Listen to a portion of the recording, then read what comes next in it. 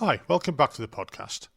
Today I'm chatting with Ian Constantine. Ian joined the Royal Artillery in 1984 before going on to serve with the AGC, and on commissioning moved back to the Royal Artillery. Ian served in the UK, Cyprus, Germany and Afghanistan before retiring from the army as a major to go and live in France. If you like these podcasts and the previous ones, please consider buying me a coffee at buymeacoffee.com/Frankie'sPod. It just helps to fund the software and the hosting. Thank you.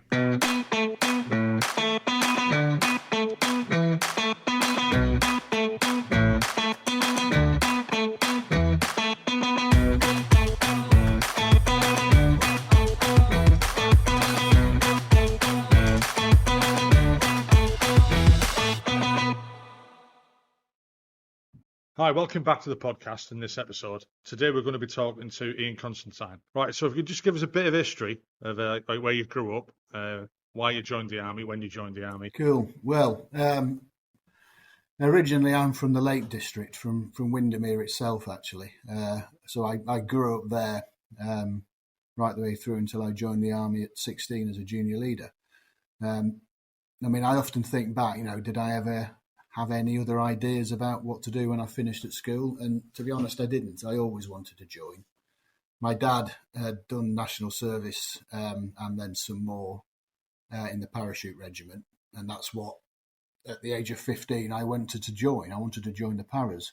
We just had the Falklands War. We just had that brilliant programme that was on telly at the time, the paras. I don't know if you remember that. You're about the same age as me, aren't you? So, That was sort of up in my mind. So when I went at the age of 15 to the local recruiting office in Kendal, I was told, don't be stupid. You can't join the parachute regiment. You're too big and you're too clever, which I thought was quite funny. And also I was too young at the time. So, come back next year when you're towards your O-levels and we'll see where we are. So I went back at 16, did my selection, went to Sutton Coldfield, got selected for the artillery. Interestingly, because I was on paper quite bright, they wanted me to go into a more technical corps, and really they were pushing me towards really. And then I did my medical, and they found out I was, fatally colourblind. So that ruled out pretty much every other corps apart from the infantry and the artillery. And I didn't know much about the artillery, really, to be honest. I thought, and so I went for the gunners. And then when I went to Sutton Coldfield for that 2-day selection piece you do, the two NCOs who were looking after us as our little group of civvies were both gunners, both bombardiers. And at the time, I had long blonde hair, and my best clothes was my, smartest denim jacket and a black shirt.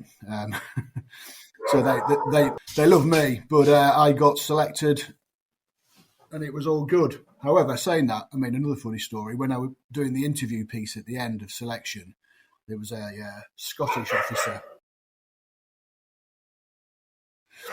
There was a Scottish officer that interviewed me, and he had tartan barrack dress on. And when he walked through into the waiting room where we were all sat, he spotted me with my long hair and instantly started taking the piss out of me, which I thought, oh, this is a bit, I didn't quite know how to react. And this went on for 2 or 3 blokes. Another sort of third time he come in, he said, what's your name? So I told him.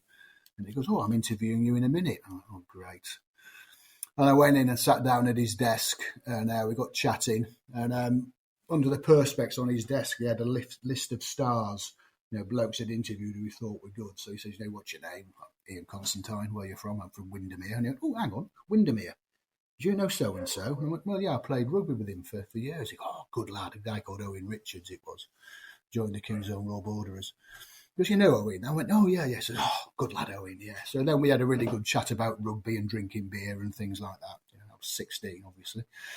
So he says, well, why are you joining the artillery? I says, well, I'm colourblind and I couldn't get anywhere else good. So he goes, so he stood up, pointed at his tartan trews. He said, what colour's that? Yeah, red, yellow. You're not colourblind, are you? I went, yeah. He goes, no, you're not. You're not colourblind. We'll get you in the REME. So I went, oh, excellent. So we had a look at that. And then he had a list of all the O-level exams coming up that summer. So he says, right, what are you taking? You go, right, your last exam is your O-level maths paper, which was, if I remember correctly, the 25th of June, 1984. And he goes, so you're going to miss the REME intake for that summer, and I think you'll be too mature to go in the second intake in the October. So he says, we'll have to stick with the gunners. So I ended up joining the artillery. I did my last O-level exam on the Monday, and I reported to Bramcote on the Wednesday. And I didn't get my haircut either. You did after you got there, though. Yeah. I mean, you were. It was funny. I interviewed somebody on the other night, Tony Gallardi. Remember the name? Yeah, he was there in 1984 as well. He started then. So, what did you make of Bramcote when you turned up? I really enjoyed it. Yeah, I say the first day, obviously, rocked up, and you get pushed around for see what skills you've got, whether you're going to go to the PT display troop or the band and all that bollocks. I didn't want to go in the PT display troop, and I definitely didn't want to go in the band, so I ended up in Dixon troop. So, 2 Baker Barry, you were Sterling, weren't you? Yeah, we were downstairs, you were upstairs. I was going to say, well, in our time, we were downstairs and Sterling were up. But I loved it, yeah. I mean, it was a great time. There was definitely a mix of maturity there, wasn't there? There were some blokes who definitely had never shaved before in their life, and then were suddenly told to shave every morning, which was amusing. And there were some who were still very young, and there were some who were obviously more mature. But it was, I loved it. I did quite well. Never got promoted. Troop sergeant had a little thing against me for some reason. I don't know why. I'm not saying I wouldn't have got promoted otherwise. What was his name upstairs? Stroud was one of them, I think. Dave Stroud, yeah, he was our troop sergeant throughout, and the other one when I was there was a guy called Dave Fairhurst. Dave Fairhurst? Can't remember now. Big fella with a tash. But Stroud was a dodgy little bugger. Yeah, I met him. I remember him. Yeah, well, I met him in Larkhill a few years later, and I think I was a full screw by then. And he was Smiz, because he was 50 missile when we were there. And I don't know where he went when they disbanded. But yeah, I bumped into a Larkhill, and he was gobsmacked that I'd made Bombardier. Loads of confidence in you then, yeah. But I mean, I did really well. I mean, I won lots of prizes. I mean, I won the leadership prize when we did the RELT piece down in Wales, which really annoyed Stroud because obviously they didn't award it. It was the instructors at the cottage that awarded that. So that annoyed him. But it was, I mean, saying that, I mean, he liked me because I was very sporty. And I didn't really take any shit off anybody. But yeah, he never wanted to give me any responsibility outside of. Well, that's a good thing in some ways. Yeah. Again, yeah. But yeah, saying all that, I had a good time. Played rugby, did a bit of everything. I mean, I was still running a lot then as well. It was good. Yeah, I enjoyed junior leaders. I really did. So after junior leaders, the parent unit. Well, I remember. We had to put down our posting preferences, and I'd done as my trade there. I did signals, and I actually was top of the intake in signals, Cigar A Class 3, and I wanted to do a missile regiment. I don't know why, and I put down as my 3 choices: 12, which was they were the Northern Gunners, 12, 2-2, and 50. So I wanted to go to Germany. So, it was Dortmund and Lippstadt, 50, I think, weren't they? And that was my 3 choices. I ended up getting 9-4 regiment in Larkhill. So that was a real bonus. And then towards the end of Brats, they chucked out a thing about doing your clerk's course at Bramcote. And it was one of the signals instructors said to me, because I'd done so well on the course, he said, it's a handy thing to do because they'll teach you to type, and typing's a really handy skill to have as a signaller. So I thought, all right. So I did the B3 clerk's course as it was. So it's an extra 6 weeks at Bramcote. And then rocked up at 9-4 regiment thinking I was going to go there as a signaller. But they went, no, you've done the clerk's course now, mate, you're knackered. So I ended up being a clerk in RHQ. And to be honest, once I sort of started, I was pissed off for the first week, but once I sort of got into it, I quite enjoyed it. But as a gunner in RHQ, all you were was the file and dispatch clerk, So it was receiving the mail, opening the mail, doing the first sight file, and then filing it away. And then doing all the shit jobs. I made so much coffee in that first year, it was unreal. And 9-4 Regiment was a real abortion of a regiment in Larkhill, because obviously they disbanded the Germany piece, distributed the locating batteries all over, and then reformed in Larkhill. But they reformed in Larkhill with a gun battery blasted on, 5 battery. We had an air defence battery down in Bulford, 4-3 battery, and we had a Cymbeline battery, 7-3 battery, as well as the 2 drone batteries. I mean, the workshop was about 1,200 strong to look after all the kit, and it was massive. It was a massive beast. Were they the AMF? The 5 battery were, I mean, we had an air. So the headquarter elements, the signals troop and headquarter battery, and we had an air defence troop, a blowpipe troop in headquarter battery. So they were the command, because the CO was the commander force artillery for the AMF. So he had his own signals troop, and he had an air defence troop for some reason, and then 5 battery with the AMF gun battery for the UK. So the CO was never there. He was always off on exercise with the AMF, and the 2IC really ran the regiment. But you couldn't really do anything exercise-wise as a regiment, because, I mean, the Cymbeline troop obviously were div troops going off doing their Cymbelining stuff. I mean, I did some time with 156 battery who supported 39 in Germany. So every exercise they did was in Germany. All the vehicles were still left-hand drive. 2-2 battery supported the UK depth fire elements. So, as soon as you went, to a war footing, 9-4 Regiment split to the 4 winds. It was a strange setup. But they made up for that by just doing lots of infantry exercises every summer and killing everyone.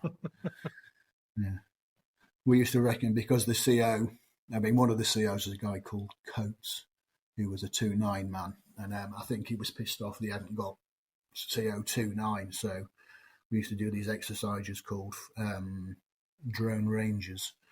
And before that, they were known as forward march, because we had a CO called forward. And they were just thrashing the boys, basically, tabbing around the Black Mountains with half your 1157 on your back and stuff like that.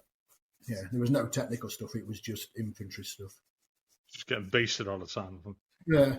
But, it was funny. I mean, I did my first 8 years with 9-4. I was there. I was the last man out the door when they went into suspended animation in 93. And so gunner to sergeant there as well. And it was, it was all I knew really as an adult soldier. So, the fact that we did, we paraded every morning, it was battery parades, Monday, Wednesday, Thursday, a regimental parade on a Friday for PT. I think the only day we didn't parade anywhere was Tuesday, but that was a PT parade anyway. So every morning, and bull toe caps were normal there, lightweights. Don't miss them days, I must admit. Yeah, pressed to death. So, but that was all I knew. So, from gunner through to sergeant, I grew up there really. And when 9-4 disbanded, when I came off the promotion board for sergeant as an artillery clerk, I was meant to go to 2-2 Regiment in Germany, which I was really quite pleased about. But it was in the period of redundancy. Yeah. So, 92, I got selected for promotion. So it was in the middle of that big options for change period. And both the chief clerk and one of the sergeants at 9-4 got selected off the same board, which is really bad planning. So, and obviously the regiment was due to disband. So they weren't going to post anybody in to replace them. So basically my posting to 2-2 got cancelled and I stayed at 9-4, which I didn't mind really, to be fair. I would have liked to have gone to Germany, but it didn't happen. So I stayed at 9-4. I say last man out, turned the lights off, handed the keys to 3-2 Regiment, who took over the barracks, and I went to 3rd. up in Topcliffe. Yeah, I say we were in Topcliffe then, weren't we? Yeah. Yeah, yeah, So a September. big difference turning up at third compared to Well, when I 94? got the assignment order, or the posting order as it was in those days, I thought, fucking hell, an RHA regiment, all that bullshit, having just had 8 years of probably much more bullshit than, 3 RHA ever had. So when I got there, it was like a breath of fresh air. Yeah, I mean, when I left 47, we all, around about the same time. Big group of us got told we were going to the RHA and got presented with horseshoes and everything off the rest of the battery, and they're all taking a piss. Oh, you're going to hate it, stuff like that, and all the bullshit you're going to have. And then we rocked up there and went like, "Where's all the bullshit?" And there was none. Yeah. And it was No. again, we used to like use with the battery parades all the bloody time in 47. It was, and then got there and like once a week if you were unlucky, Yeah. and then it Yeah. just stopped. When I always remember the tradition of excellence, which was 3 RHA, and it was just permeated through it. I mean, David Richards was still CO when I arrived, and then Matthew Sykes after that. 2 very good blokes, and I really enjoyed it. Third was a good, one of, gunner postings wise, it's probably my favourite posting. And again, it's about the people you work with, isn't it? But yeah, it was good. I enjoyed found it to be a great regiment, and it's I missed 47, and because growing up in 3 battery, and all of a sudden you're thrown out of there and you're into a bigger crowd or a new regiment, and it's starting again. But it was fine. It was they didn't treat us any worse than they did their own kids, type of thing. But it was all right. No. I loved it. Yeah, I mean, I think in those days as a clerk as well, we were still gunner clerks, even though we had the stupid colour hat on. It was quite good. But when I got there, sort of September, and we'd gone over in the June that year, I think, hadn't we, to the Adjutant General's Corps. And I would say within about 8 months of me arriving, they'd either posted out or people had reverted back to their old trades. I mean, LB was a clerk. He went back CP, I think, didn't he? Yeah, he come up to the CP. Yeah, Billy Thorpe, another one. There was a few who sacked the clerking and went back to to stay in the gunners, and everybody else, I think they posted out, but they couldn't post me because I'd just arrived. But third was good. What was next for you then after that? You turned up as their sergeant. How long did you spend with third? 3 years. I left there the summer '96 just before the island tour. Yeah. Yeah, I did manage to get in one little jolly there. I did a stint down in South Africa in '94 as an admin support to the British training. Well, we weren't a training team. We were an advisory group for the first free elections when Mandela came into power. Yeah. And it was a Commonwealth team headed by the Brits. So we had a full colonel in charge. There was three Brit infantry officers, 3 Met policemen, and then there was 8 other Commonwealth countries had supplied either military or policemen trainers to help. We were there officially. We were there to assist the South Africans in creating a multiracial, multicultural, multidiscipline police force, to police the elections. And they were called the National Peacekeeping Force. And it was a mix of South African Defence Force, South African Police. That was 50%. And the other 50% was made up from the MK, which was the ANC's armed wing.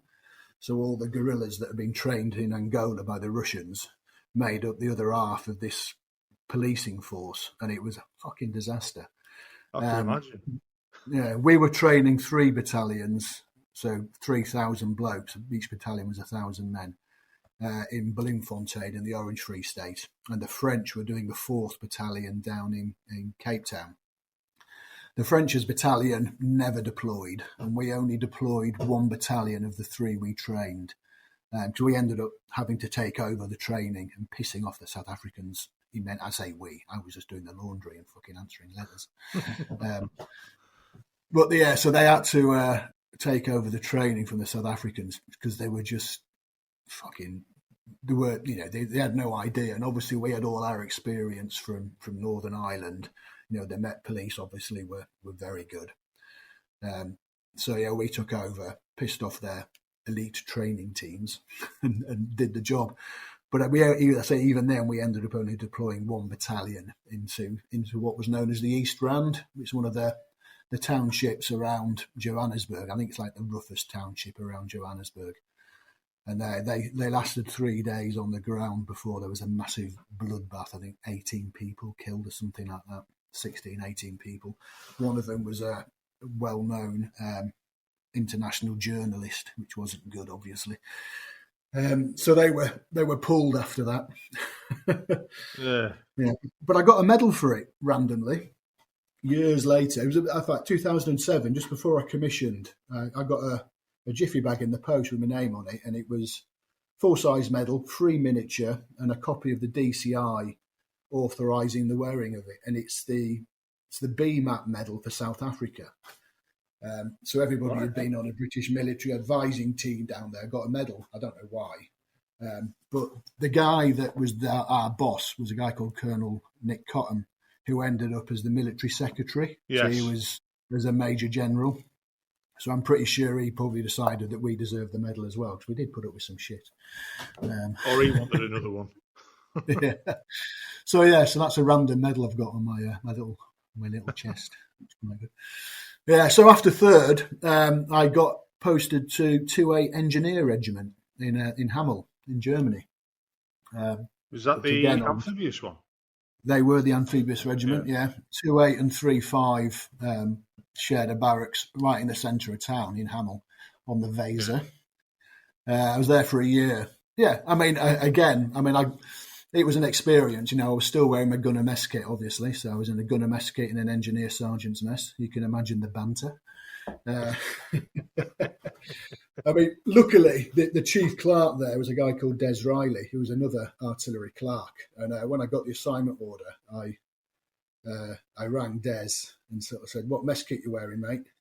Because we had grandad rights to keep our antecedent mess kits, as they said. They go, "Oh, I'm still in my gunner one." And I goes, "What's it like?" He goes, "It's fine. I'm a warrant officer. What are they going to do?" And I went, "Yeah, true." So I rocked up as a young, fresh-faced sergeant. Luckily, I'm 6'4", so I didn't get too much hassle. But again, it was. I enjoyed 2A. I just did loads and loads of sport when I was there. I was still doing basketball, rugby. I was running still. I was in an athletics team for a random event once. I did triple jump in the 400-metre hurdles. Horrible. But again, it was, a lot of time on exercise there, which is probably why I enjoyed it. The CO was a guy called Mungo Melvin, who was a proper German file, who was married to a German, spoke fluent German, and just wanted to do everything German. But all he wanted to do really was, get the rigs out on the river and get tanks driving over them, making their amphibious bridges. So we were just out on exercise all the time, and I used to command this CV2, so the command setup, step up. So I do about an hour's work a day, and the rest of the time we just drive around drinking tea and looking at porn mags. It was brilliant. In my little 432. Yeah, in my little 432. It was great. Yeah, and so I'd been a sergeant 5 years, nearly 6 years at this stage. So when I didn't come off the promotion board that year, I'd been at 2.8 nearly a year then. I was a bit pissed off. And we just had a new RAO posted in, and I think he'd just done a job at Glasgow. Anyway, he took me aside and said, "Look, the reason they're not selecting you is because you haven't got any finance under your belt." And I said, "Well, why do you want to make me a finance clerk in any shape or form when I've got all the experience I've got as a chief clerk, really? That's what I should be doing. I should be a staff sergeant, chief clerk somewhere." Because, well, if you do Reggie accountant, I can probably get you a staffy job now, and you'll definitely come off the next board. And I went, "I'm not fucking interested in doing regimental accountant." So he said, "Well, think about it.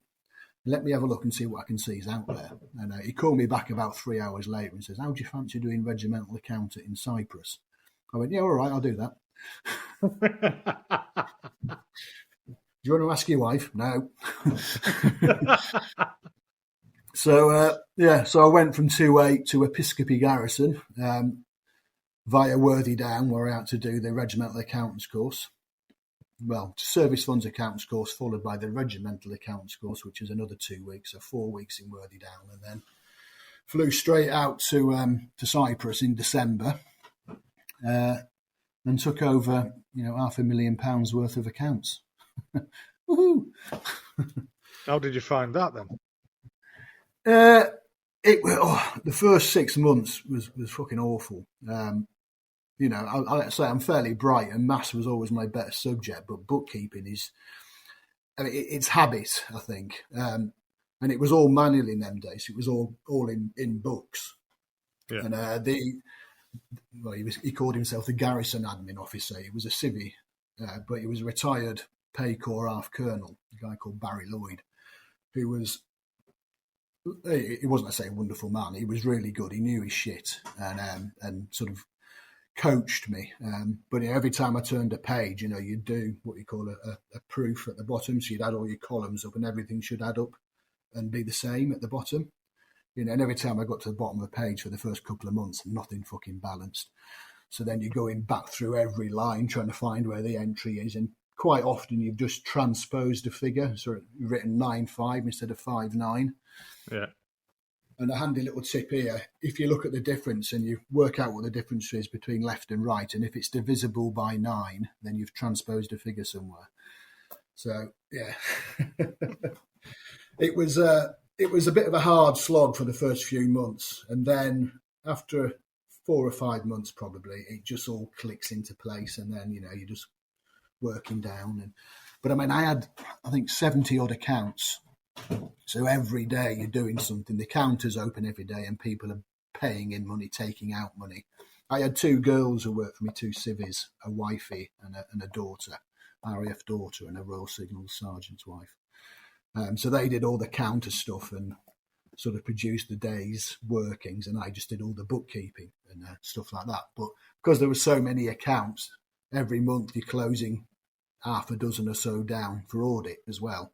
So I've got to produce all that paperwork then for the admin officer to do. It was busy, but you work summer hours all year in Cyprus. So you started at 7 a.m. and you finish at 1:30. So you piss by 2:30. Piss by 2 then. Yeah, piss by 2:30. Yeah. Because I ended up single there quite quickly. The mother of my children didn't like being away from UK, didn't like the life in Cyprus. So we parted our ways and I moved into the mess. And it was brilliant, loved it. I took over running the rugby club bar, really. I was treasurer and bar manager. So the last sort of 2.5 years there were really good. Saying that, I did meet Caroline.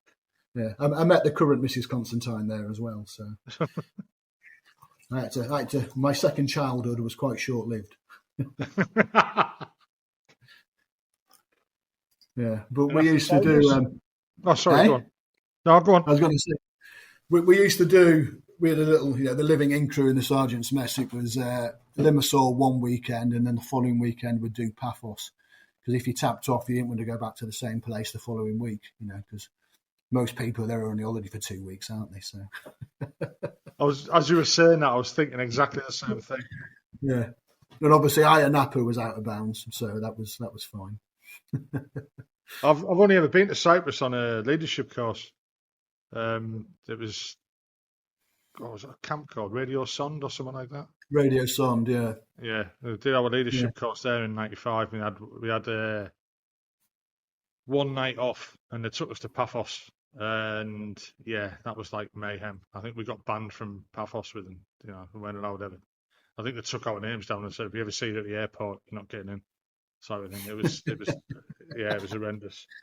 It involved kids in corridors and swimming pools and Paphos was always the slightly better. Limassol was rougher.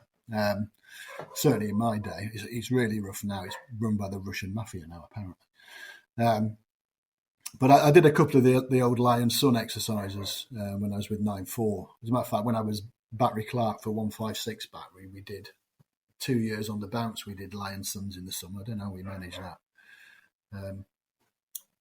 That was just, I mean, the first one we did was just literally, battery orders out by 11 o'clock, on the beach by 12, with my inflatable crocodile. It was brilliant. Yeah. So times in Cyprus then, yeah. Yeah, Cyprus was good. I say once I got hang of the job, it was quite good. I ended up doing, I think, when did I leave there? 3 years. 3 years or so, yeah. And I was playing a lot of rugby, and I was seeing a lot of gunner regiments come through doing the old Green Line up in Nicosia. Yeah. Because 3-9 came through when I was there. So staffy days, probably before you got there, I would have thought, definitely. Yeah. What would that have been? Early 2000s? Yeah. I left 2000. And I ended up going to 3-9 regiment as a regimental accountant again, which really pissed me off a bit. But I knew it was basically a holding pattern for the promotion board because it was the first board I could look at. So I went up to 3-9 as the Reggie accountant. There, less than a year, came off the WO2 board and went to the Welsh Guards as the RAOWO, Regimental Admin Office Warrant Officer, which was interesting. I bet it was. I bet that was a complete change, wasn't it? Yeah, I mean, I say, sticking with 3-9 briefly there. So, yeah, staffy, rocked up, 3 years experience, running 70-odd accounts, auditing every month. And I come back to a regimental scheme of, 11 accounts. And, to say I was bored is an understatement. Yeah. Again, played a bit of rugby. The RSM at the time was a guy called, what's his name? Pinky, his nickname was. Can't remember his surname now, but he played rugby. So he saw me walk in and says, "We play rugby." Yeah, excellent. So that was good, So I was doing that. I was at the gym or taking the piss out of people, really. So a year there, and then off the board, posted to 1st Battalion, the Welsh Guards in Aldershot. Interesting bunch. Yeah, I was telling this story the other day to someone. I got there, and the detachment, the AGC detachment, was morale was somewhere below your ankle. It was awful. The guy I took over from was a guy called, I'm naming names here. He was a little bloke who plays a lot of golf. So anybody from the AGC will know what I mean. He had little man syndrome, though. And basically, it pissed off every warrant officer in the battalion. Because we were SQMSs, we had the laurel wreaths, obviously, on our rank tab. Yeah. And obviously, the company sergeant majors didn't. And in the guards, because they're very formal, particularly the Welsh Guards, I think because they're the junior regiment in the foot guards, they go out of their way to be proper, if you know what I mean. But they would call the regimental quartermaster sergeant sir. The company sergeant majors would call the RQ sir because he had laurel wreaths, and which is a bit weird. Anyway, and my predecessor used to make the company sergeant majors call him sir. And I say he was 5 foot fuck all and not very good at his job. So it was all a bit shit. So I got there. I think we were about 60% manning as well. We didn't have an REO. The deck commander was an LE who was transferring to the medics. So that obviously was inspiring to the young clerks.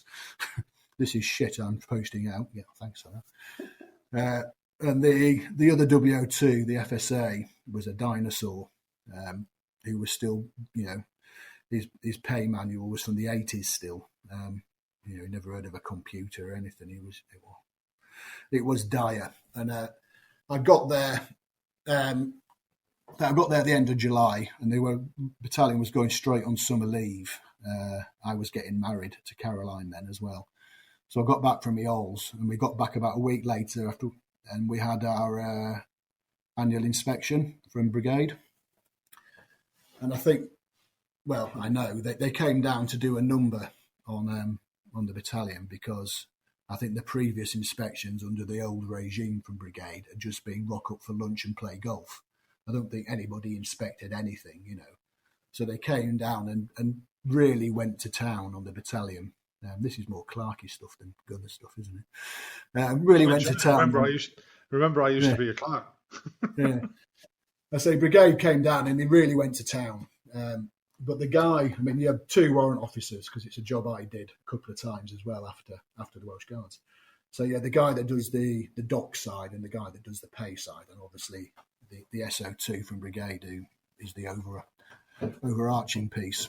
So the docks inspector, it's a fucking buffoon, who had never been a senior NCO at regimental duty. You know, he'd always been at staff jobs. So how he had the authority or the knowledge to come in and tell me how to do my job was beyond me. I mean, it wasn't my job. I mean, I'd only been there literally in the seat a couple of weeks. But yeah, so we got we failed the inspection. It was like reds across the board, and a 26-page report thrown at us, and which really, really pissed me off. And I sort of said to the SO2, you know, I've only been here so long, but all you've done now is make my job, 100 times harder by producing a report like this. Basically slagging off everything that the detachment's been trying to do. The battalion doesn't like us as it is, and now they just think we're a bunch of cunts. You have to bleep that one, sorry. No. So yeah, I was quite pissed off, and we were earmarked. We were going off to Batus in the October for a big brigade thing, and then we were earmarked to do a Bosnia tour early the following year. So obviously we had to pass all of the admin side to be fit for deployment. So it meant a lot of long nights, and putting on all my leadership skills and crates of beer, we got through it, and came out the other side all right. The re-inspection was, a huge improvement. We did have to cheat quite a bit in certain areas, but what they don't know, don't matter, does it? But we made it good. We'd had a RAO posted in then as well, which was helpful because she was young and pretty and all the officers loved her. So I could get things done through that. Yeah. But the Welsh Guards, they were an interesting bunch. Canada was good. Yeah, again, lots of beer drunk. We were there for we were actually out on the prairie when the Twin Towers went down, which obviously was quite interesting when we came back in off the exercise and we were doing the sort of clean down and all the big drinking stuff that goes on after a Batus like that. Yeah, the Canadians were quite concerned that the British Army was going to follow America off and do horrible things, which obviously we did, which was great. Yeah. But yeah, so Canada was good, and then Bosnia following year, 2002. Yeah, I mean, it was towards the end of the interesting stuff in Bosnia, really. There wasn't a lot going on. We were in Mrkonjić in the bus depot. And, yeah, I mean, the most thing I can say about that is my darts improved a lot and my tolerance for shit beer improved a lot. Yeah, we got two CSE. Yeah, we managed to get 2 CSE shows in, which was, I don't know how we managed to get 2. One of them was the pub landlord, Al Murray. That was good. I'd have enjoyed that. Yeah. I'd have enjoyed that one. Last time when we were at Bosnia, we never got anything like that. Yeah.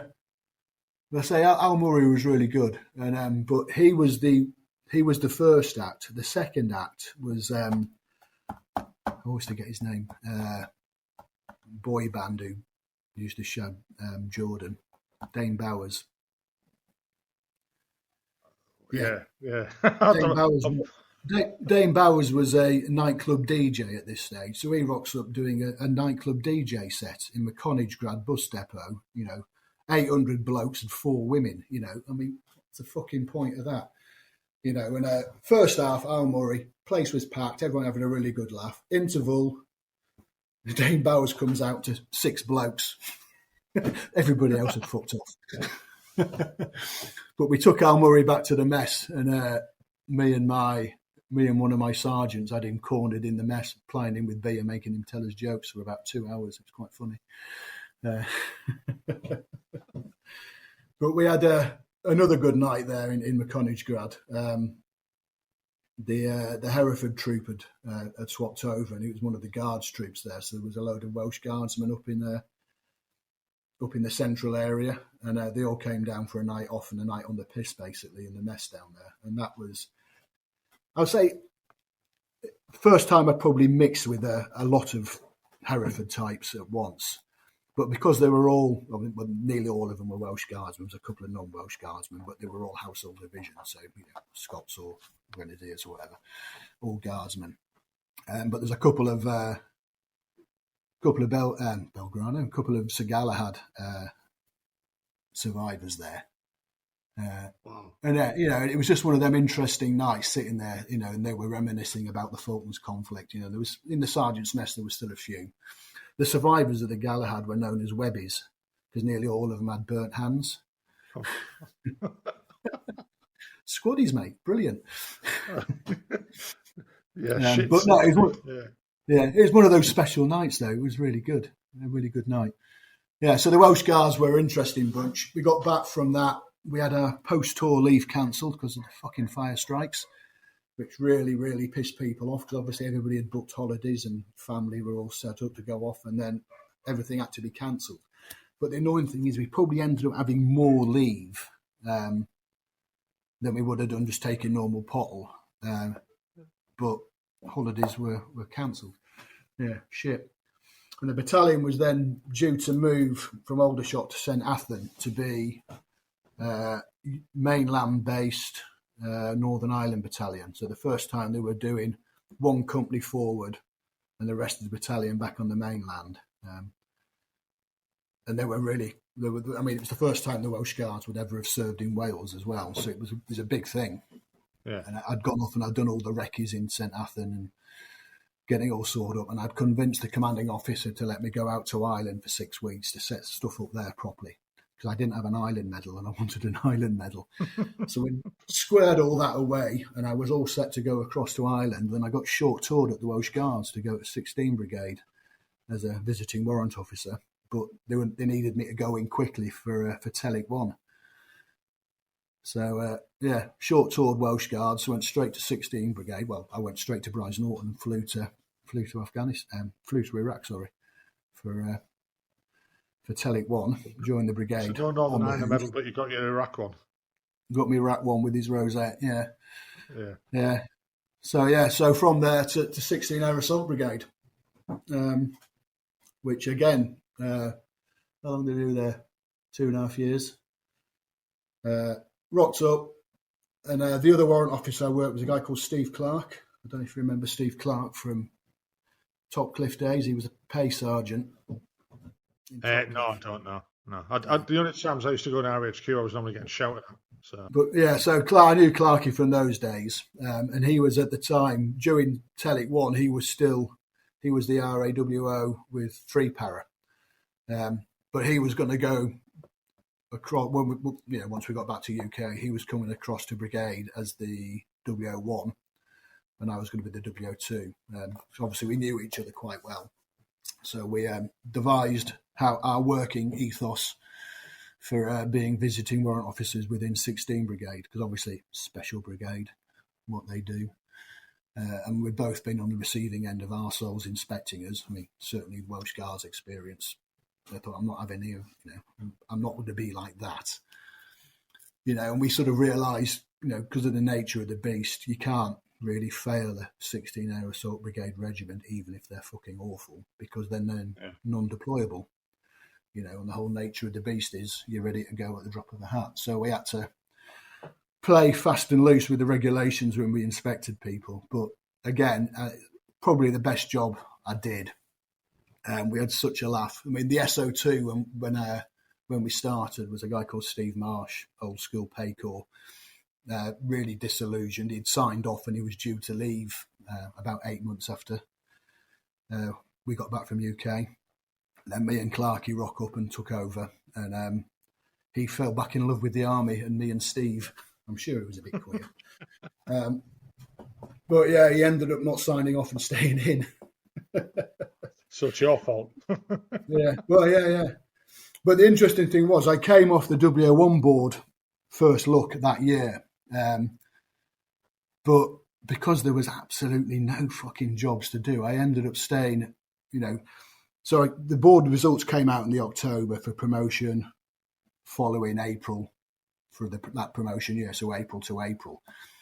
So I ended up spending, nearly 18 months waiting for a W01 job because there was nothing there. I didn't want to do a paid job. I didn't want to go, there was just nothing. There was just, an unfortunate board to have come off. So I ended up going to Sandhurst, but that meant waiting until the March. So it would have been March 2000. When did I go there? 5, 4? I can't remember now. When did I commission? I commissioned in 7, didn't I? 5, 4. 2004.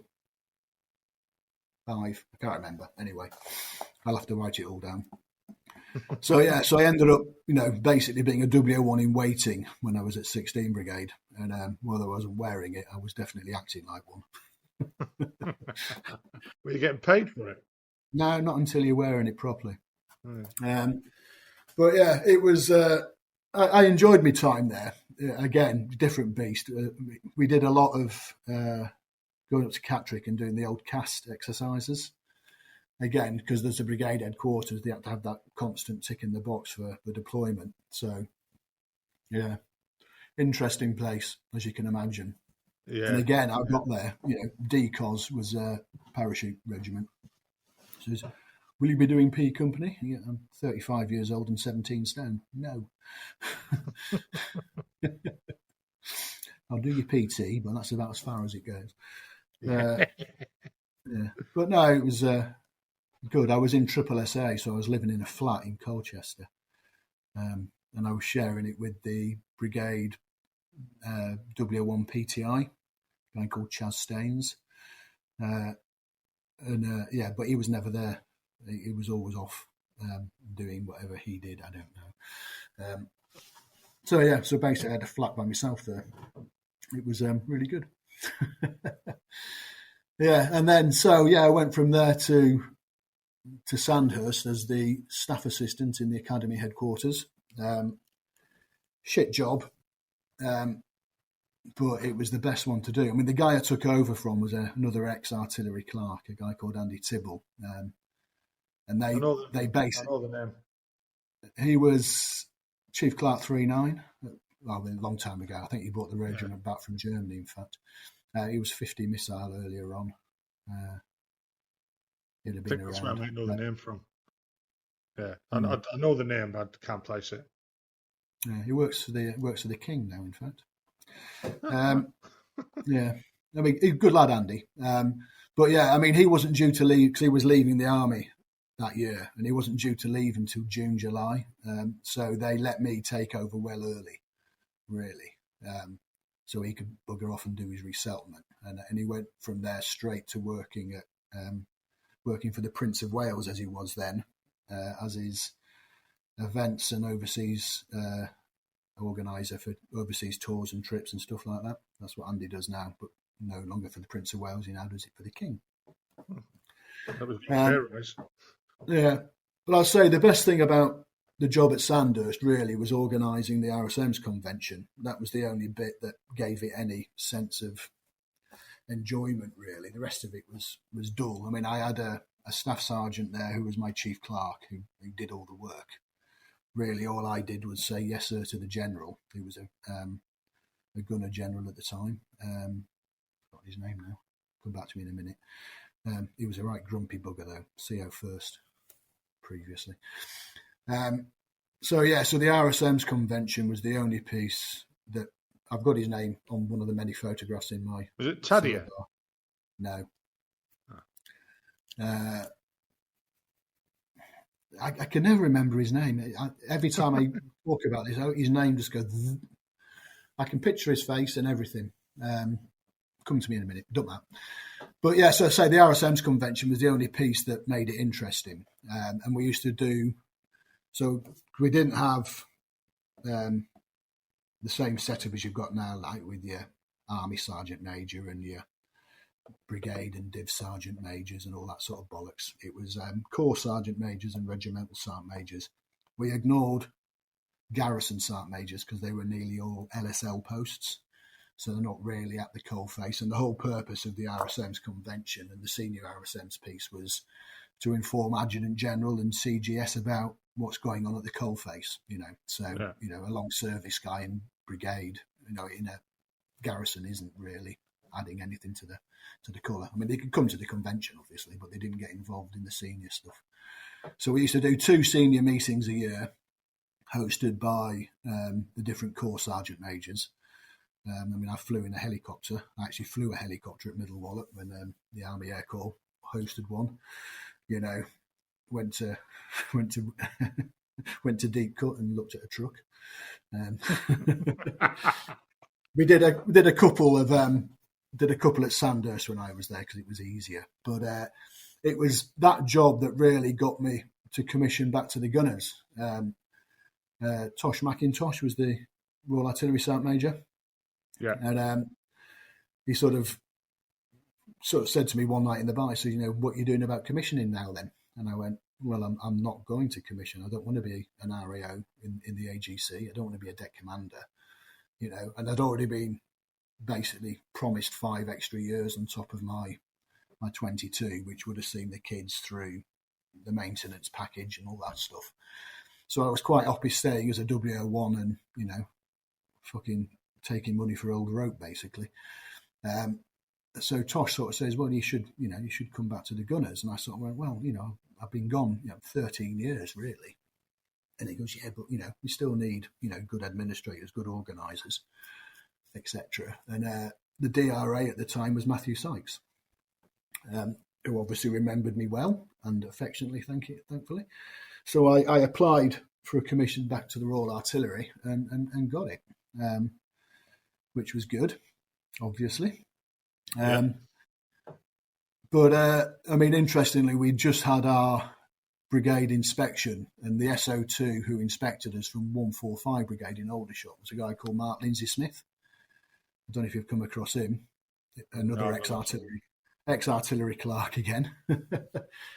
He commissioned from staff sergeant, so he went in as a lieutenant, but then he immediately converted his commission to a regular commission from a late entry commission. So he went down the direct entry route. He finished as a full colonel, so he did all right. But he came down to inspect. I don't think it had the promotion board results there, or had I? I can't remember. But he basically said to me, he says, I've read your report. 4 Div said you were the best warrant officer in the division last year. What you're doing here at Sandhurst? And I said, well, where else can I go? There wasn't anything else to do, so that's why I'm sitting here. He goes, yeah, but you're wasted here, aren't you? I said, well, what you're offering me? He goes, come and be my VWO at 145 Brigade. I went, what the fuck do I want to do that for? I've just done that. I've just done 3 years of it at 16 Brigade. He goes, yeah, but, you're going to commission shortly, aren't you? So you might as well come and work for me, because he knew I'd applied. So I sort of ummed and ahed for a little bit, and then I thought, fuck it, why not? So, it's great. It was a wonderful place to be a W01 Sandhurst, but I say the job was a bit dull. So I went, yeah, all right. So I went to work for Mark Lindsay Smith for probably about 8 months. Once the board, once the commissioning board had come out, and then I buggered off. But it was at the time when JPA was coming in. JPA was very much on the horizon. The 145 Brigade was a regional brigade, so it was looking after all the TA centres and recruit places like Purbright. Very few regular units involved, but it was a massive AOR. We were, the inspections took you all over the south of England. It was ridiculous. And nobody cared because they were all fucking civvies, most of the staff you were inspecting. It was a bit dull. But then Mark Lindsay Smith's mother took really ill with, I think cancer it was, just as we were supposed to be delivering all the JPA presentations to the brigade. And I'd organised to do them all at Sandhurst. So obviously, because I said I had lots of contacts there. So everybody was coming into Sandhurst, but, rather than the SO2 stood there delivering this stuff, which we had to read verbatim from a prepared speech. You couldn't ad-lib it. You had to read it as written. So it was dull as fuck. Yeah. So there was me and a W02 guy called Wayne Christian, who, we did 5 of these presentations to, hundreds of people. And he's just getting, well, it's fucking ridiculous, this. How can they authorise their own fucking claims? I said, not your problem, mate. They're going to rip us off. Not your problem, mate. They'd never do that. Yeah. And I says, they'll get audited at some stage and then they'll go to jail. Not your problem. You can't trust them. Not your problem. But yeah, it was a bit painful. So eventually did all of that, came out the other end, and got commissioned, and I went to 19 Regiment in Larkhill then, up in Home Barracks. And I went there as an RCMO on the first tour, which is not normal. Normally it's a second tour. But I think they were struggling a bit to find a decent job for me, if you know what I mean. They didn't want to stick me straight in as a BK because I was a fucking clerk. So I went in, and the regiment was just deploying on Herrick 6, so I ended up on rear party as the rear party adjutant with the QM, who was Fraz Dryborough. Yeah. QM, and he was busy planning the regiment's move from the temporary barracks we were in Larkhill down to the new build in Tidworth. So I did about 18 months as RCMO. Then I got the opportunity to jump in as a BK with 127 battery. We were down in Tidworth by then. So I was keen to do it. I'm never going to be the best BK in the world by any stretch, but I had a decent BSM guy called Lee Tacey. He was a 1RHA lad originally, I think. Just to interrupt, how did you find the difference between being a non-commissioned officer and being a commissioned officer? Like the difference in the mess, the different traditions.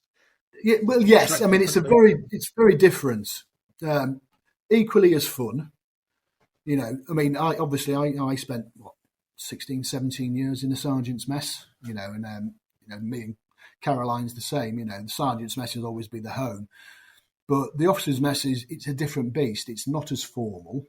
The sergeant's mess, as much as, because it's what you grow up into, isn't it? It's very much more traditional and formal in the sergeant's mess. The officer's mess is more relaxed. And that's the main difference. The youngsters will have a laugh, and obviously it's a much smaller group as well. You're only talking, 60 people in there or whatever.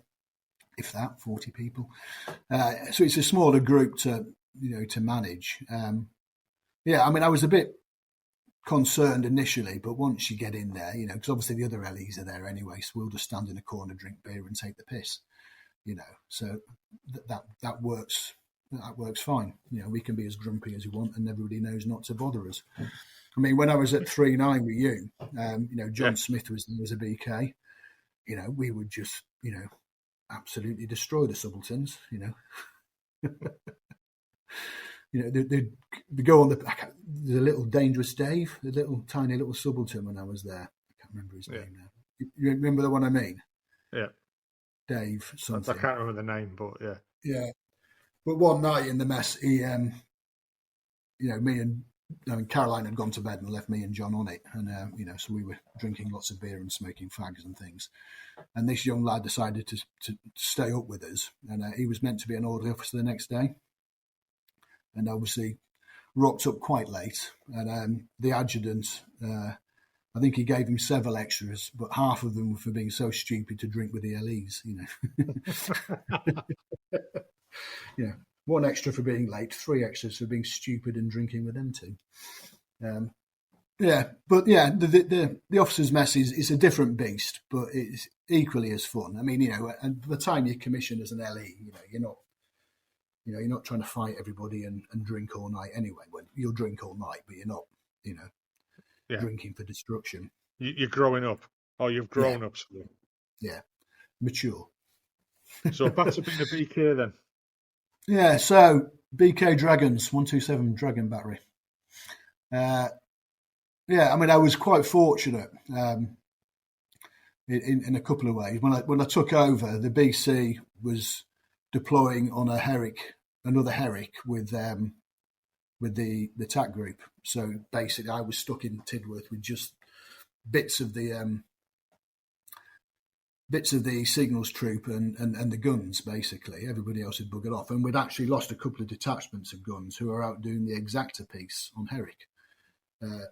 So I had half the gun group and odds and sods, and then the opportunity to do a medman was thrown at the regiment, and it was a weird one. What year would that have been? I can imagine just like with no TAC group. Yeah, well, this was it. It was thrown at the regiment and saying, right, can you provide a gun battery to do Medman? I'll call it Medman 5. It was the last one of the year, but there wasn't going to be a 4, so it meant going out at the end of 3 to take over the kit, and then staying there, or sending an element over, take over the kit, stay there through the close down period of August to just do the exercise at the end. So I said to the CEO, I'd really like to do it. I think it'd be good for me. And he said, no, I agree. Obviously, we'll have to make up a composite battery to do it, but you will be the BK and we'll find a BC. So we made up. I mean, I had the Smiz as my command post. Bloke. Yeah, I mean, it was the best gun battery you could imagine. But I had 2 guns from mine, 2 guns from 5 battery. The Smiz handing in the command post, brilliant. And we had no foos, obviously, because all the FSTs were deployed. So we ended up borrowing an FST officer from 3-4 battery, a young captain who was quite good, and they gave us, I don't know why, but they gave us a TA captain who was fucking absolute dog toffee. I can't remember any we had. Do we have 2 or 3? We must have had another one as well. I can't remember the other one, wasn't it?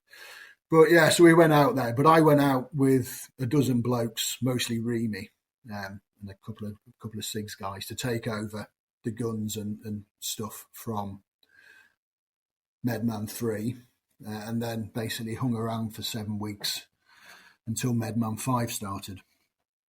So that involved a lot of going into Med Hat and getting drunk, obviously. I was going to say that's a long old time to be just looking at the gang and puke or something like that. Yeah, but I mean, August, the whole of Batters closes down. All the civvies go on holiday, so there was bugger all to do. But it meant we could get all the transport we wanted. So we used to go off to Leatherbridge, is it Leatherbridge?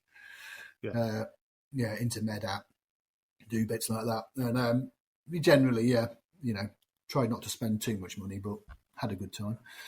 And then the exercise itself went really well. Because we'd had so much time with the kit, none of the guns broke down, which is unheard of on a Battis, isn't it? Yeah. Everything worked brilliantly. And then, came out the other end really good. And it was October when we finished, and it hadn't started snowing as well, which was an even better bonus. So we did AS90 in Battis, and then the following year we did light gun in Kenya. So, as a BK, I did quite a bit, really. Never been. I always missed Kenya. I never got to do a Kenya. Yeah, I mean, it was it's a shithole. Yeah, it's a good exercise, but yeah. I mean, I never, professed to being a proper gunnery type bloke, obviously, but I enjoyed my time. I was looked after well by a good BSM, and I think the boys liked me, which was always a bonus. Yeah, so I ended up doing, nearly 4 years, I suppose, at 19 Regiment, and then I had my chat with Glasgow, and they said, right, I need you to go to 39 as RCMO. And I said, I've done RCMO, why don't you go there? No, I need you to go there. And I said, why? And basically, I was just in a holding pattern for fucking Martin Hall, wasn't I? So I went up there, had a wonderful year working with you. It was. It was. Apart from we done it, yeah. But no, Yeah. Well, yes. How dare I walk past? Yeah, be a little flat up in the mess, and Max and Maisie on the airfield. It was good. Yeah, the dogs liked it. It was just the commute from Tidworth to fucking Harlow Hill was a bit of a mare. But yeah, but he did look after me. Sorry, go on. Go on, know what you say? Go on. I was going to say you moved from there to quite an interesting job, wasn't it? Yeah, well, I was going to say he did look after me. Yeah, so he got me that job in Afghanistan as the adjutant with the Intelligence Exploitation Force, which were an interesting unit, I suppose you could call them a unit. I mean, basically the headquarters element. So he wasn't really a commanding officer. He was SO1 intelligence, but they called him the CO. But he was the umbrella sort of hierarchy for various bits of G2 elements in theatre. So we looked after both of the interrogation facilities. So the one in Bastion and the one up in CAF. The CAF looked after the SF bunch, so all the Special Forces detainees went there. That was Varsity. And the one in Bastion was everybody else. But we also had the DNA camera things that they used for capturing the data for all the fighting age males, which you're not allowed to call them anymore. So that was an American piece of kit. So we had an American civvy who wasn't CIA, who looked after the kit with a couple of civvies, but there was also a couple of RMP, Brit RMPs in that cell. We had a fusion cell, which was all fucking Incore geeks. And then the two intelligence interrogation facilities. So yeah, it was interesting. The pre-deployment stuff was good. I had to get DV'd and do all sorts of interesting briefings with interesting people about interesting things. And it was bizarre. I mean, I probably can't say too much, but I was going to say we were probably. I was expecting to say, I went to Afghan. It was interesting. Move on. Yeah, but I say obviously, the interrogation piece was very, very politicised by then, because obviously all the shit from Iraq was going on. All the ambulance chasing lawyers were all over it. So you could only hold them for 96 hours unless you found something you could charge them with criminally. But let's just say a lot of the blokes weren't high enough up the food chain to warrant, explaining how we got the evidence we've got against them without giving away stuff we didn't want to give away, if you know what I mean. The technical stuff we could do. We had lots of guys from GCHQ working for us, so you can imagine. Yeah. Yeah. I mean, the guys from GCHQ had their own little cell, but they were the ones that had everything box set wise. So if you wanted, Sopranos, anything like that they could provide it. So I gave them one of those 1 terabyte memory block things, and I said I've never seen Sopranos, that, and I rolled off a few things for him to put on there, so whatever up to date moves you got, and then just fill it up with whatever. So they filled the rest of it up with porn. And the thing was, everything was categorized, everything was in its own folder, all by subject and preference. And I thought, you lot have got too much time on your hands if you can do that. It did come in handy though for a bargaining tool. You could swap it with anybody. Yeah. And I say, Harry was out there. Prince Harry was out there when I was there. He was in the next, because I was in the comfy air-conditioned accommodation blocks in the centre of Bastion, and he was in the block next door to me. So I quite often see him having a crafty fag with his close protection. So what happened after Afghan? Well, from there I went to Larkhill as acting major, as QM for 3-2. And I mean, it was one of them things. So I felt I'd got shafted a bit by brigade commander on my OJAR from 3-9, because he sort of looked at me and thought, you've come in for a year, then you're buggering off again. So I'm not going to make you very high in my and my pecking order. CO Tomlinson was it? He said, you're my best LE. I thought, thank you very much. That was in my report. And then the brigade commander says, you're my bottom third. I'm like, oh, thanks very much for that, mate. And then I came back as a QM in one of his regiments. He goes, oh, fuck, I fucked up here because I didn't come off the board. So I was acting major as a QM. And then they decided, I don't know what was going on in the hierarchies, Ed. There's a Manpower Saving Act. They were going to make a central administration spine for the UAV regiments. 4-7 were moving up from Thorney, 3-2 were there.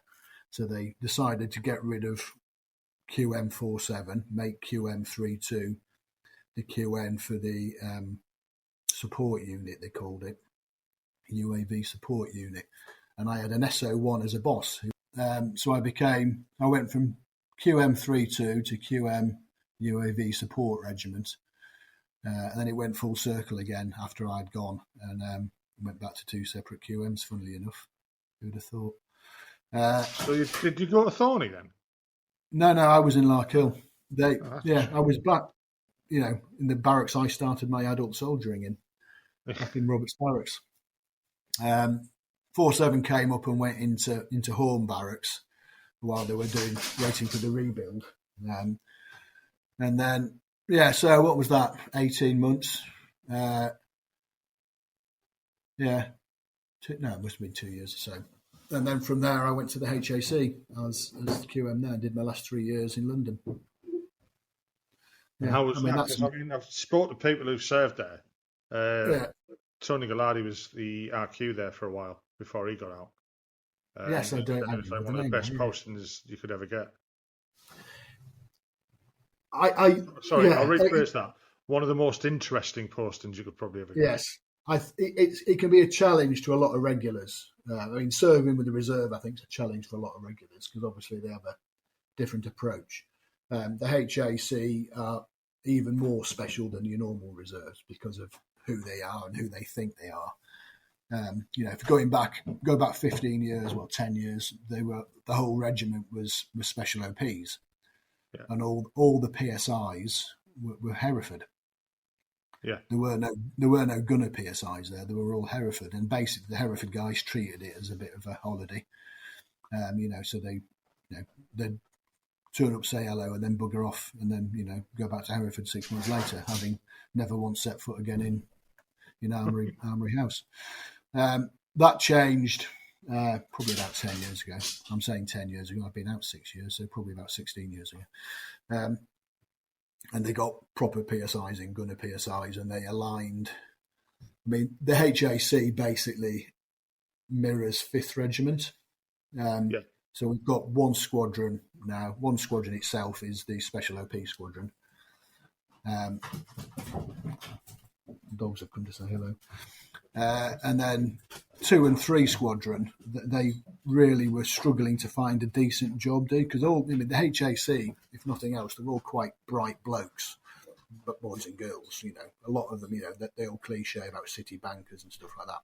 A lot of them are, university educated. There are obviously, still policemen and plumbers and stuff like that, but there's a lot of very bright blokes in there. So telling them that their war role is LCMR, a dustbin on a lid, is a bit dull. It's not very challenging. So certainly during the 3 years I was there, it was trying to find a decent role for them to do while, keeping them enthused. The great thing with the HAC is they're always fully manned. They run at about 110% when I was there, manning, because everybody else was struggling. But they would have a regular turnover. So guys would come in, do 4 or 5 years, and then fall off the other end when their civvy jobs ramped up, if you know what I mean. So it was always quite good in that respect, the manning wise. But keeping them occupied was good. But they were just very entitled. You couldn't just say to them, right, I want you to shovel that up. Well, why? Because I've just told you to. Yes, but why? I've heard them called like a gentleman's club before, type of thing. Well, it is. The barracks itself, I mean, it's a shame you've never visited. Finsbury Barracks on City Road, a mile from the Tower of London, is owned by the HAC. There's a cricket pitch in there, in the centre of London. They play rugby matches on there.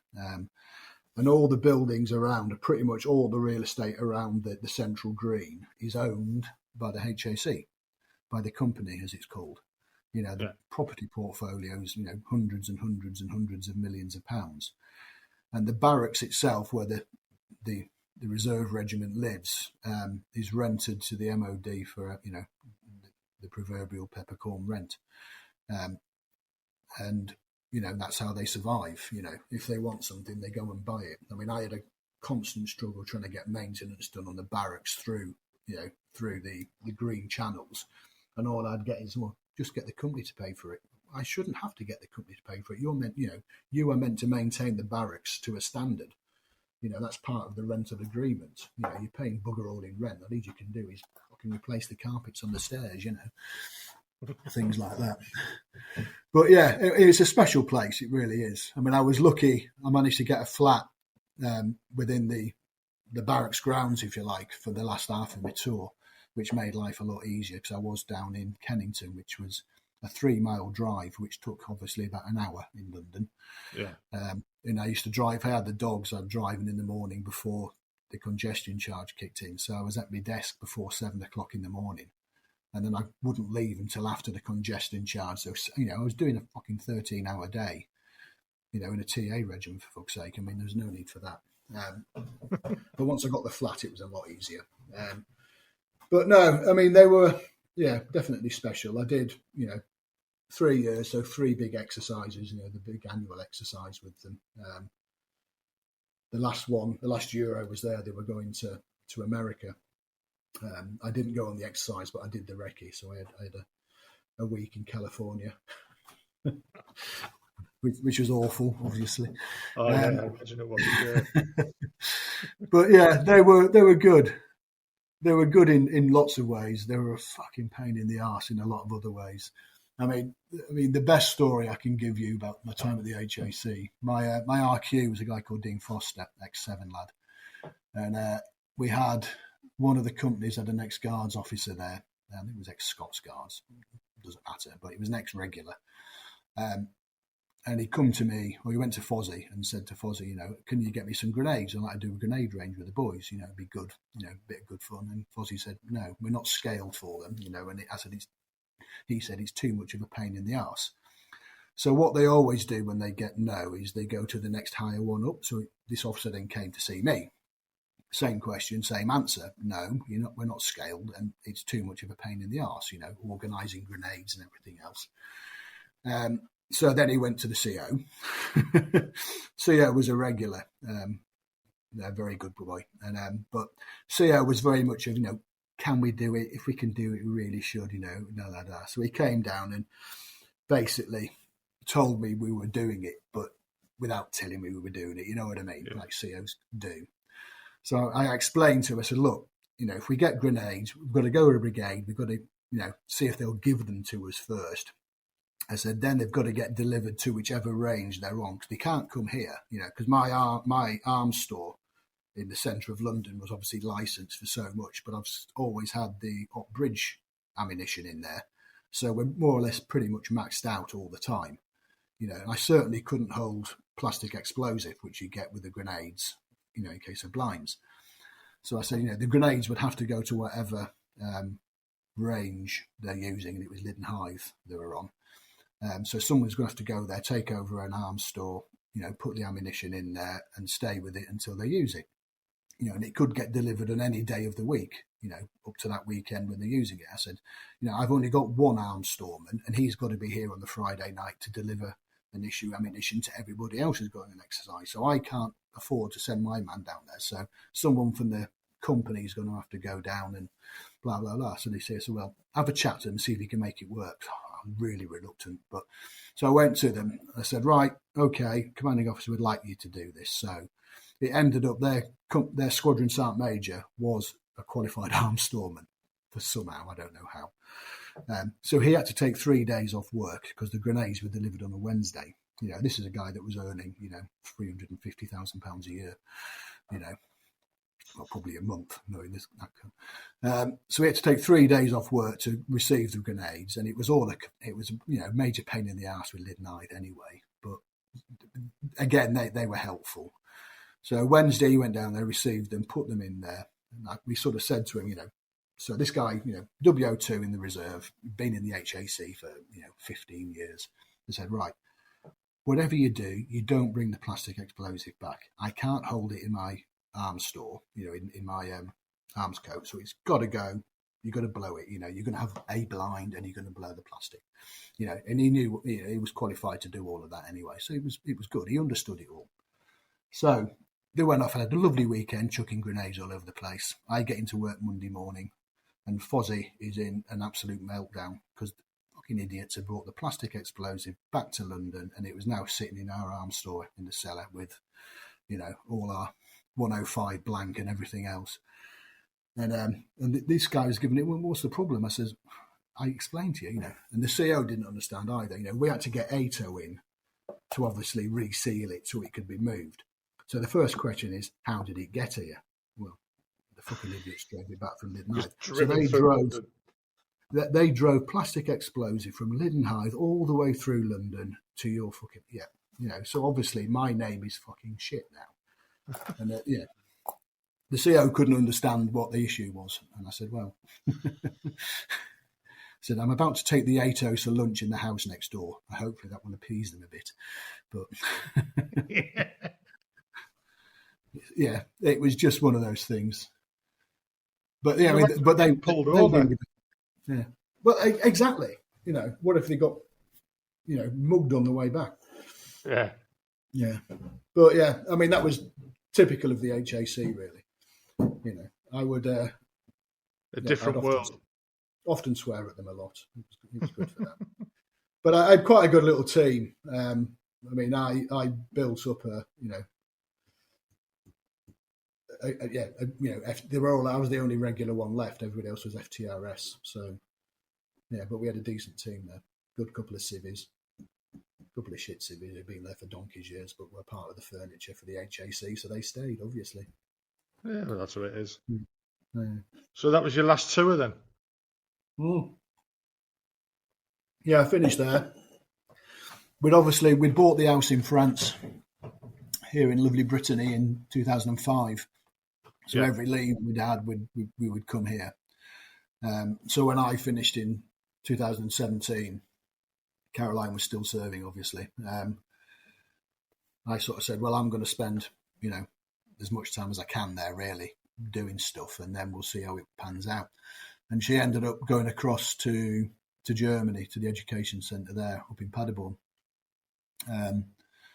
So that meant I didn't have to spend a fortune on ferries going backwards and forwards, but it did mean a 14-hour drive from here to there. But that was fine. But then, obviously, the Brexit vote sort of forced Caroline's hand in a way, because we wanted, to make our residency application easier. You had to be resident 6 months before the Brexit cut-off date. So that meant Caroline leaving in 2020, before the 31st of December. So, which was when Brexit came in. So she gave notice to leave in 2020, and then obviously the global zombie pandemic struck as well. So 2020, she arrived the day France went into lockdown, and that's it. But she stayed. Yeah, she stayed on as a reservist. So she's still doing a couple of days a week working because she commissioned ETS. So she does a couple of days a week still, which is good. It all boosts the coffers, doesn't it? And I spend most of my time building and renovating. We've got the main house, and Caroline got some inheritance when her gran died, and we bought another property in the village, which is an old farmhouse with barns. So I'm very, very slowly renovating that. I've done some work with a local builder, a Brit fella, who's taught me bits and pieces. Yeah, so that's what I do. I build and renovate and potter around, living off my pension. And Caroline earns all the money to keep me happy. So there was no intention of staying in any longer or anything? Well, no, not really. I mean, I got to 50 and I never applied for a Reg C, so I was always planning on going at 50. Yeah. And when it sort of turned up, I think they were hemorrhaging majors at the time. And Mark Martin was the SO1 at Glasgow and sort of said, what jobs could I offer you to make you stay? And really, he wanted me to go back to regimental duty, back to, it would have been QM or welfare officer. I didn't want to do a third tour as a QM, really. I didn't want to be a welfare officer. No. And I just spent 3 years with the reserve where I was literally a god, So how did you find the transition from military to civilian life? I suppose when I spoke to Tony, he said it helped him because he was at the HAC. Yeah. It helped him a lot to transition into Civvy Street. Did you find the same? Yeah. Well, yeah. I mean, I'm quite adaptable, I've always thought. I got lots of offers for bits and pieces when I was at the HAC, as I think everybody does when they QM there. I've got so many business cards, it was unreal. But none of it really appealed. I didn't want to work in London. It's nice to visit. I don't want to live there. And I knew, from a major's pension's pretty good. The lump sum more than, plenty left over, having cleared the mortgage. So I was living mortgage free. Caroline was still serving. So, yeah, I think the first 6 months I was quite busy over here, putting a garden pond in, laying a patio and doing shit like that. When that had finished, I was travelling backwards and forwards quite a bit to UK to see Caroline, obviously, and stuff. Then coming back and working for a while. And then when she was in Germany, it was the same. And then we bought the second property. So then I had even more to do. So I never really had any issue. Yeah, I just sort of, swam straight into it, really. It's quite nice getting back in the environment every once in a while. Obviously with Caroline being the reserve, she can tell me the stuff that's going on. I don't think we'd survive in the modern army now, mate. It's that woke. It's unreal. No. No, I don't think so. I don't think any of us would.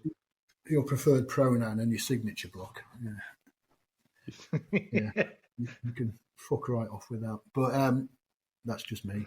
I'm old. But there's a friend, when Caroline first came out, she worked for a bit as an English language teacher up in Brest. And there's a fella there who's ex-Incorps.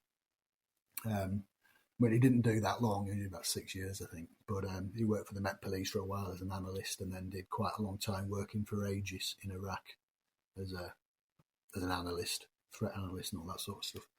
But it is quite good fun. So I can, we can have a few beers and degenerate into squaddy joking, you know what I mean? Talking about things that civvies would find offensive and everything else. So that's always quite nice. So one of the things as well here is a lot of our friends are quite a bit older, so aren't necessarily on the same wavelength a lot of the time. They're all nice people, but it's nice to mix with somebody the same age who has the same sense of humour, you know what I mean? So I go back to Larkhill each year for the Artie Clark's reunion still. And I'm thinking of doing the PPMA possibly next year. Or this year now, isn't it? But I'll see. Be a long drive. Up to Newcastle. Aye. Yeah, just fly up. It's quicker. Yeah, we've got Brest Airport, but the flights from there are rubbish. We'll see. I got invited to join another Facebook group, which is a 156 battery, which is the battery I was battery clerking in '94. And they do a reunion every year. They get 30, 40 blokes there, which is pretty good for a battery. We're only getting that for the Artie Clarks. There's not that many left alive, is it? Artie Clarks. Well, yeah, sad thing is I'm probably one of the youngest. Yeah, so I still get my little fixes now and then. Yeah, that's good. I mean, I'll do the Tower of London again. I think when it's not in February, I'll do it later in the year. Yeah. Well, it sounds like it's all worked out for you, and you're enjoying life. I do, mate. Yeah, I say life here is quite relaxed. Britain is very rural. They don't think of themselves as French; they're Bretons. It is like being in Wales. All the signposts are in Breton and French. Two different languages. I never knew that. Yeah, that's good. They're very, very strong Celtic heritage here. That west coast of the UK. Scotland, Wales, Ireland. It comes down into Brittany. There's a bloke down the valley who plays pipes quite well now. I mean, he's been doing it for a few years. When he first started, he was awful, and I can say that because I had 4 years in 19 regiments. So. Well, I think that brings us to the end of this podcast then. So you've got Bramcote to Brittany. Absolutely, that's mate. A title as well. Bramcote to Brittany. Yeah, that's good, that. Yeah. Just thought of that. Yeah. Right, I'll end the recording now then. Right, thank you for getting this far. I hope you enjoyed Ian's journey. Please like, share and comment on whichever service that you've listened to this episode on. It does help get it out there to people, and they can then find the podcasts and spread it around. Thanks again. Bye-bye now.